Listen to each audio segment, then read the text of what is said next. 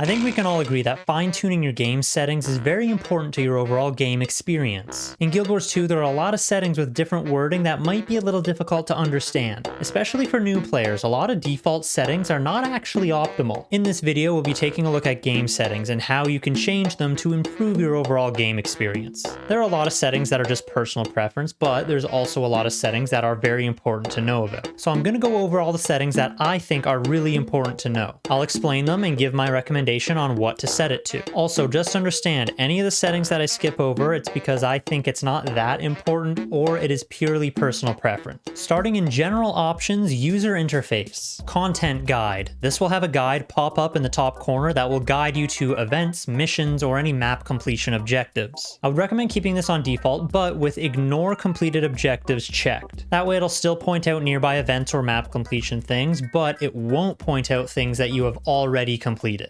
Cursor contrast. This is more of an optional thing, but it can really help out. What it will do is highlight your cursor, making it stand out on the screen a lot more. You'll want to decide for yourself if you like this and what level you like. Personally, I actually use an add-on called YOLO Mouse, which makes the cursor really stand out in bright pink, but that's a little too much for some people. Like I said, this is mostly a personal thing, but it is worth testing to see if you like it. AOE Loot Interact, Auto Loot Auto Pickup, and Auto Loot Quick Interact. Keep all of these checked on. AOE Loot will pick up all loot within range when you use your interact key. The two auto loot ones will just help auto loot function properly by auto looting and auto depositing into your inventory. This is assuming you have the auto loot masteries unlocked, but even if you don't, still keep these checked on. That way you don't have to go back and double check them when you unlock the auto loot masteries. Show all enemy names. This needs to be turned on. There is no reason to not see the enemy names. Having them on will allow you to easily identify every enemy on your screen. Show all NPC names. I would keep this one checked on too. That way you can easily identify important NPCs such as merchants or vendors. Show all player names. I prefer to keep this one on. That way I can identify who everybody is. For example, if I see someone talking in map chat, I'll be able to see who they are if they happen to walk in front of me. Show all party names and squad names is going to be irrelevant since we have show all player names enabled. Show all usable objects. You need to have this one on. Many objectives may require you to interact with an object, and without the names turned on, you're not going to be able to see where any of those objects actually are. So keep this on so you're not running around blind. Disable closing windows with escape. Keep this turned off. It's very useful to be able to just quickly close a window by hitting the escape key. You aren't going to be using your escape key for any other function, so I can't think of a reason not to use your escape key in this way. Show skill recharge. Keep this turned on. It is very important. It will let you see the actual time cooldown of your skills. Instead of that default blackout effect that's over top of the skill when you use it, it will also show a timer over top of that effect. Being able to actually see the timer will let you get a lot more used to the timing of skill cooldowns. Show target health percent. Keep this one on as well. It will show the percentage of health over top of a health bar. It's good information to have, so keep it on. Show simple condition floater. You'll probably want to keep this one on too. This can be helpful at reducing visual clutter. It will remove the Condi icon that pops up next to the Condi damage pop-up. So instead, you will just see the total number of Condi damage pop up. But some people, myself included, like to see how much damage of each Condi they are dealing. So in that case, you would keep this off so you can see the individual Condi icons. Thick party health bars and always show party health bars. This will have health bars of your party members show up above their head, and they'll be thicker than normal thanks to thick party health bars. This is especially useful if you play a support or healer. That way you can see all the health bars and you can tell when your party really needs heals. You can go even further with this and apply the same effect to the entire squad. However, this can be a little overwhelming if you happen to join a large 50-player squad.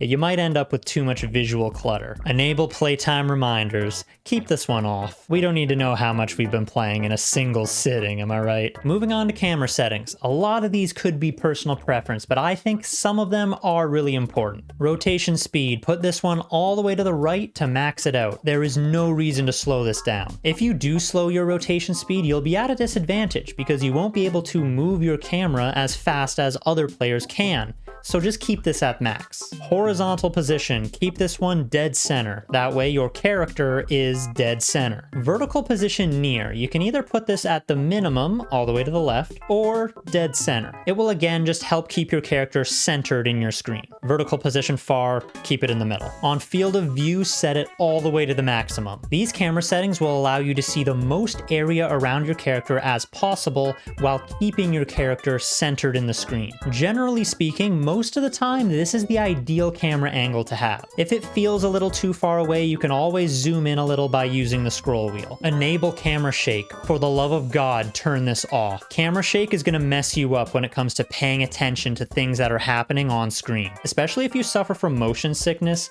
you're going to want this one turned off real fast. It can just be disorienting and really annoying when your camera is shaking uncontrollably while you're trying to play. Same goes for disable player camera shake. Keep this one on to disable the player camera shake. Use free camera, keep this turned on. This will allow you to move the camera freely while your character is moving around. There are a multitude of situations where you might need to do this, so keep it turned on to give yourself the ability to do it when you need to. Moving down to combat and movement. Ground targeting. This one is mostly personal preference, but most people like normal or fast with range indicator. Normal will have the AoE pop up when you press the skill key, and then cast the AoE when you press the skill key again. Fast with range indicator will let you press and hold the skill key to make the AoE pop up, and then it will cast the AoE upon releasing the skill key. Personally, I like normal, but you'll have to do a little bit of testing to see which one you like.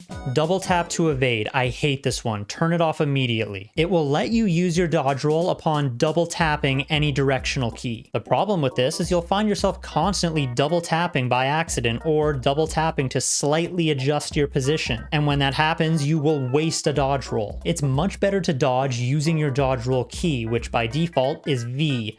Do not use double tap. Disable AOE Rings. Keep this one checked off. I can't imagine why you would want to turn off AOE Rings. With rings disabled, it will only show skill animations. But with rings enabled, it will add a little extra ring around the AOE skill, making them stand out a lot more, which is especially useful for any enemy AOEs. Auto-targeting. Keep this one off. Having this turned on will let skills automatically select a target upon using them, which sounds okay, but if you have this off, it will allow you to use certain skills in a different way. For example, mobility. Any skill with a leap or a run can now be used for mobility if you have no target selected. There are many reasons why you might want to use a skill for its mobility, so keep auto-targeting off to allow yourself the ability to do this when you need to. Melee attack assist. Keep this one unchecked. That way you will be able to walk through enemies and enemy hitboxes. Being prevented from walking through an enemy is just really awkward. Many skills can also be more effective if used inside of an enemy hitbox, so being able to walk inside of a hitbox is very useful in that regard. Lock ground targeting at maximum range. Keep this turned on. It will do exactly what it says. There's no reason to need your AoE skills to be beyond their castable range, but I can think of reasons why you would want them capped at their max range. For example, if using an AoE skill that offers mobility, it's much easier to aim the AoE skill beyond its range to get the most distance out of it. Or maybe you just want to make sure that you are casting an AoE at its max range. It's very easy to do so if you aim beyond the maximum range. The actual AoE itself will stay inside the range. So just trust me on this one. Keep this setting turned on. Snap ground target to current target. Keep this turned off. It's counterproductive to the max range one we just discussed. Allow skill retargeting. Keep this one turned on. For the most part, you might not have much of a use for this. It's mainly a PvP thing. It will allow you to select a new target while channeling a skill, and the skill will switch to that target. Honestly, half the time you might not even remember you have this turned on, but it's good to have it active just so you have the ability to retarget if you want to. In the competitive section, enable team colors. I would recommend turning this on in some way, at least for your enemies. That way you can more easily identify who is actually an enemy. You may also want to consider using standard enemy models. This will make enemy models appear as the standard basic character models. It can be very useful, especially if you're playing against a player with a very small character hair or a very distracting outfit. Moving on over to graphics settings, a lot of this stuff is probably going to be PC dependent. I'm not an expert on game optimization, but I do think there's a few settings to be aware of that you should change. Even if you can play on max graphics settings, some of these settings are a little unnecessary. First off, reflections and shadows, turn these both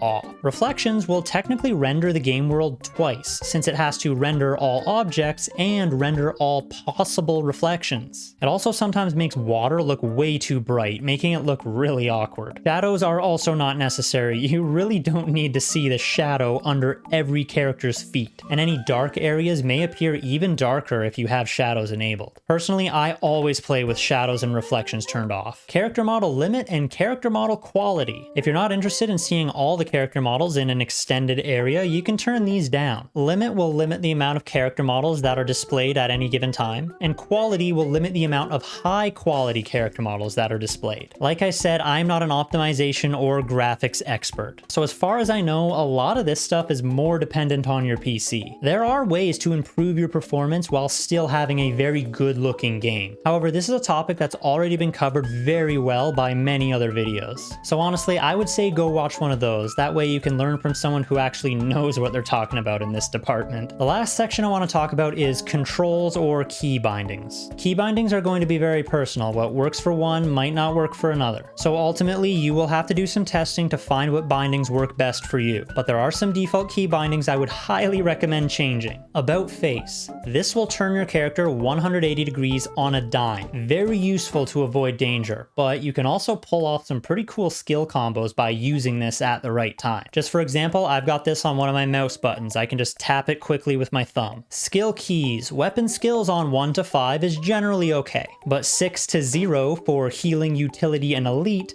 is not okay. Like I said, bindings will be very personal. Mine are healing on Q, utility on Z, X, C, and elite on E. Even the profession skills on F1, 2, 3, you might want to consider rebinding those too. Now I've got pretty big hands, so reaching to those F keys isn't much of a reach for me, so I just leave them the same. But if you find they are a bit of a reach, you might want to rebind them to, for example, Shift 1, 2, 3. And finally, one more important one, a stow weapon key. Stowing your weapon can be very good. It will allow you to interrupt a long cast time or even cancel an animation, which in PvP can be used to bait or fake out your opponents. But even in PvE, it can be used to prevent a skill from casting if you happen to use it by accident, which believe me, it does happen, so it's good to have stow weapon bound so it can save you in that situation. I've got mine on F6, which I'll admit is a bit of a reach, but I don't use it too often, so I'm fine with the reach. Most other controls are all going to be personal preference. You're just going to have to do some testing to see what works best for you. But at least be sure to change the ones that I mentioned in this section. It will be very beneficial for you. Wow, now that was a lot to cover. There sure are a lot of settings available. But that's going to wrap up the settings that, as far as I know, are the important ones to change or set up. There's a good chance I might have missed or skipped over some. So if there are any others that you feel is very important to know about,